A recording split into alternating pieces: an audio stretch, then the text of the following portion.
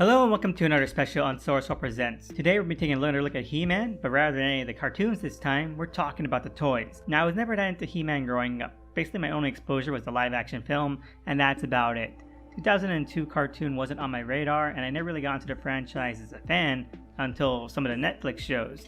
These two in particular got me kinda hooked.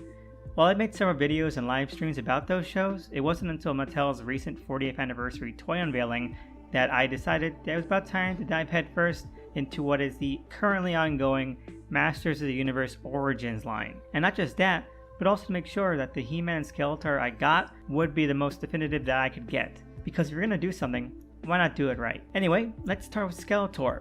Now Skeletor is the easiest to complete this with. All you really need is two things.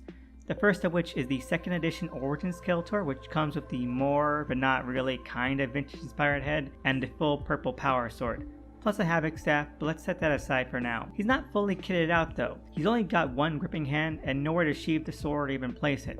A lot of people like to place the sword in the back of the harness, but it's honestly a weak fit, and the sword more often than not just pops open the weak clasp. It's not a long-term solution. For that, you need the Battle Armor Skeletor, which brings you a second gripping hand, a skull shield to match He-Man's standard shield, and half a power sword, which will come in handy later. But one interesting thing to note is that the Battle Armor Skeletor also has much more dark purple boots, something the standard Skeletor does not have. And if you look back at examples of actual vintage Skeletor figures, he had a uniform dark purple coloration all around. And so, thanks to the swappability of the limbs gimmick the Origins figures have, it's an easy fix and creates a lot more color unity when you just swap the boots. Placing the second gripping hand and the shield in standard Skeletor, and you're basically almost done. The very last thing you need to look at is the Havoc staff. Now the second edition Skeletor comes with a vibrant purple Havoc staff. Very nice, very standard. But the Battle Armor Skeletor comes with a dark purple Havoc staff, which makes the harness, the hood, the shield, and the boots all basically match.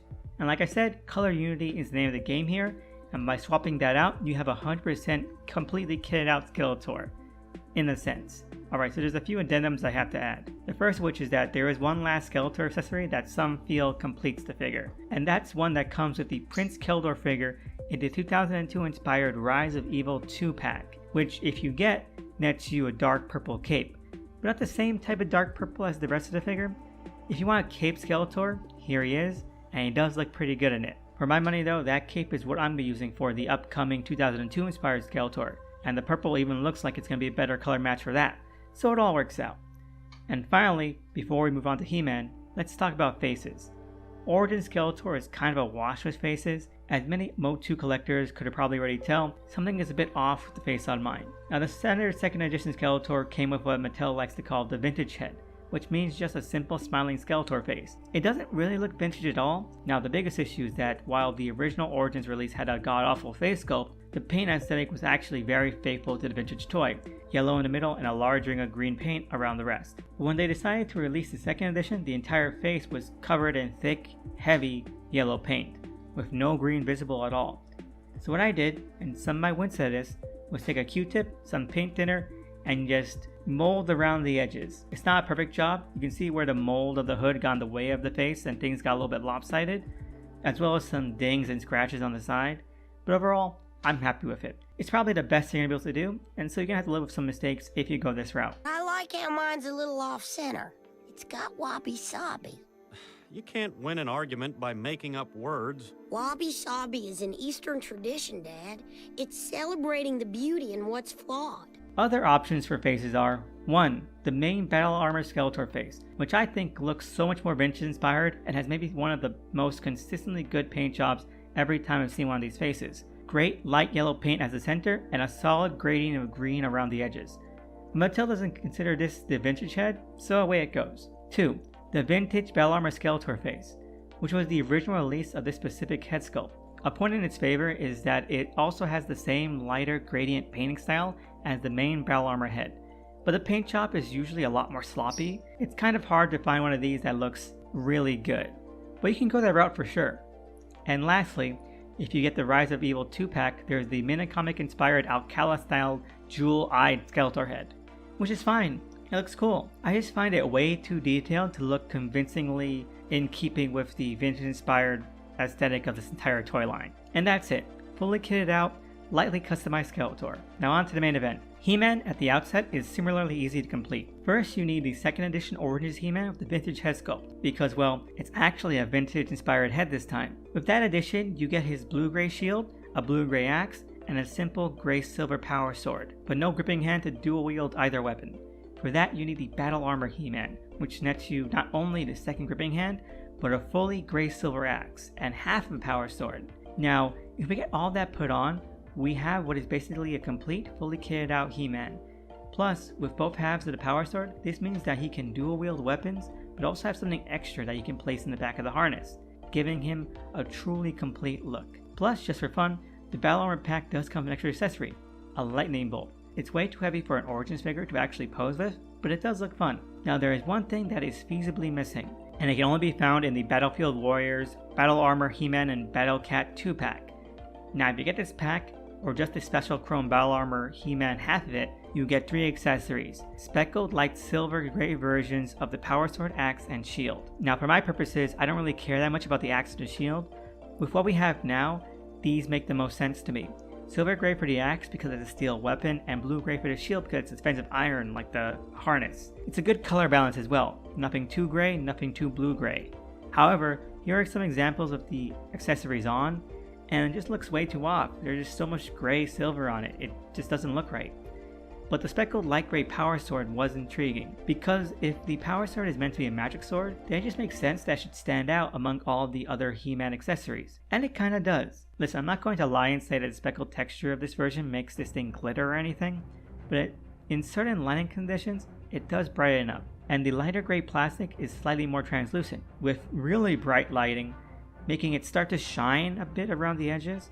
It's cool and distinct enough to feel unique among the rest of the pieces here. But there are 2 big caveats, both of which are the result of the speckled plastic texture used here. Now something I learned while working at a children's optical store is that when you're working at a smaller scale, the more texture and patterns you give your mold, the less stable it is. When molding stuff like the speckled power sword or shield or axe, there's a lot more issues with the mold seam lines, and they're in general more messy than their standard counterparts. This becomes a problem with the power sword in that, well, even with the standard versions, it's never had the best luck with seam lines, each one having a big mold mark in the same place. But when you factor in this new, more unstable texture, well, here are some pictures. Now, I've seen a lot of examples of this power sword, and they all have breaks or cracks here. And since you can't really get a good look of the power sword in the box, this is something you're going to have to come to terms with if you want this accessory. That said, I just put some gray paint over the crack in mine. It's not a good color match and it sticks out like hell, but it's better than staring at a bare peg. And there we have it. There is one last thing he's missing, but it's so infeasibly impossible to get that I have never considered it and I don't recommend it. But the original San Diego Comic-Con 2019 release of Origins He-Man in a 2-pack with Prince Adam is the only release so far to have the special boots with the boot knife attachment. And given that you can pop off and swap the boots on these figures, if you were crazy enough, you could get that 2-pack and just nab those boots. But there are 2 problems. One being that the 2-pack goes for about $200 to $600 on the aftermarket, and the second problem being that those boots aren't really a color match for this He-Man, and it would throw the color balance out of whack. If they ever come out with a cheaper deluxe version with the boot knife, I might just get it, but not as it currently stands. So for now, these are the 2 best and most complete versions of the Origins He-Man and Skeletor that you could feasibly create. I have to say, it's been really fun doing this. Like I said, outside some of the cartoons and the film, He-Man was never really on my radar. But having these 2 figures, really futzing with them, trying to make them look the best that they can, I can honestly say I understand the appeal. They're Frank Frazetta Barbarians writ small.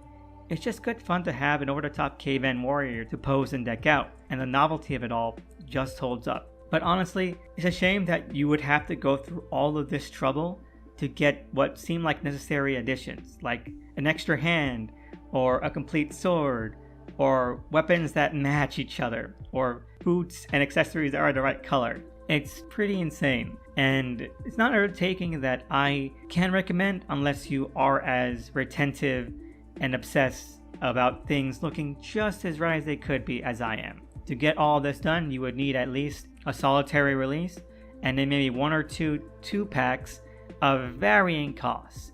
I'm putting up on the screen right now a chart of the average cost of these items, and you can tell it would be quite exorbitant. But honestly, the results looks pretty cool. So I can live with that, but if you can't, totally understand. Anyway, let me know what your thoughts about these two below are. Leave a comment. Let me know if you have decked out your Origins He-Man or Skeletor, or if you're planning on getting these and then attempting to deck them out. It'll be fun to hear your thoughts on those. And just leave a like, comment, and subscribe. Hope you have a great week, and thanks for listening, and see you again next time.